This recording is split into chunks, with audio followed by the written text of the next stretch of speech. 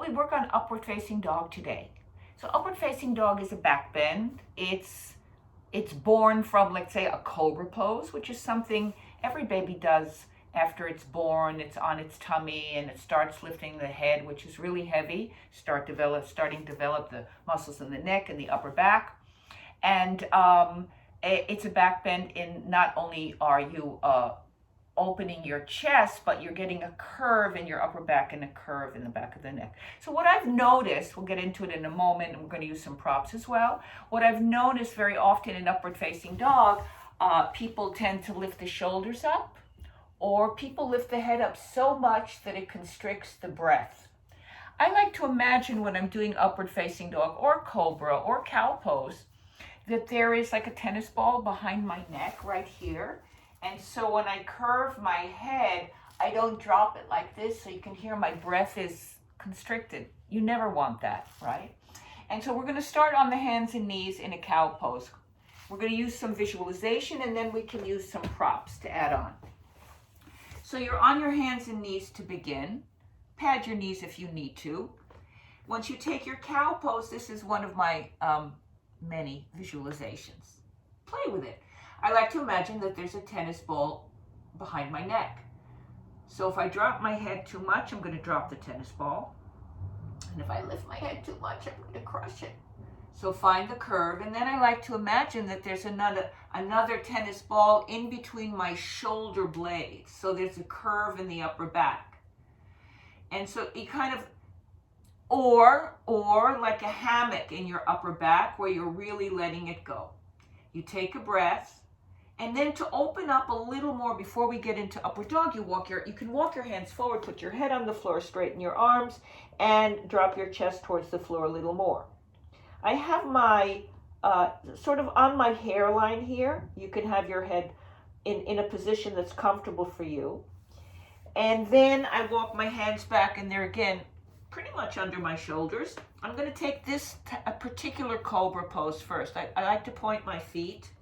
Take my knees back a little bit, and then I slide my thighs forward, because this is a way of doing it that you won't hurt your shoulders.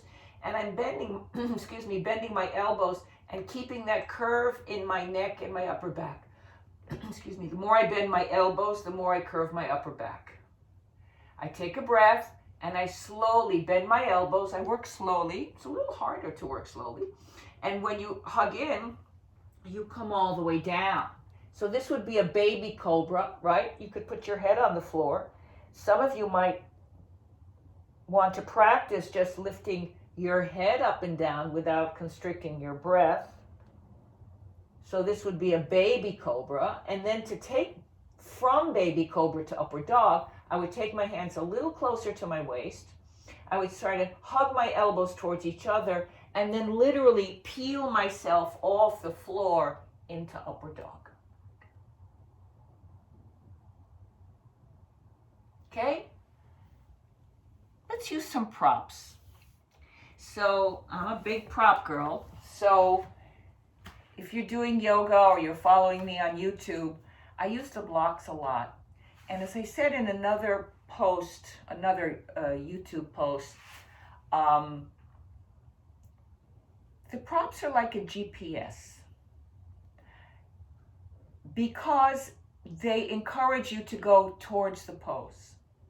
And for some people, upward facing dog is very difficult because the shoulders are tight, the neck is tight, the chest is tight. There's a million reasons. Reasons don't matter right now. We want to get on with it. So I'm going to take my two blocks, let's say medium height. Alrighty? This is going to assist me in my upward dog. I put my hands on the blocks. I keep looking to see if I'm in the screen because it's hard to tell.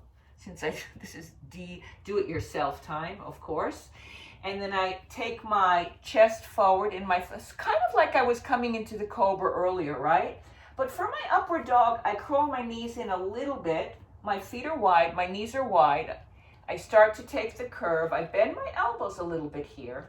And then I straighten my legs, pointing my feet and curling the upper back.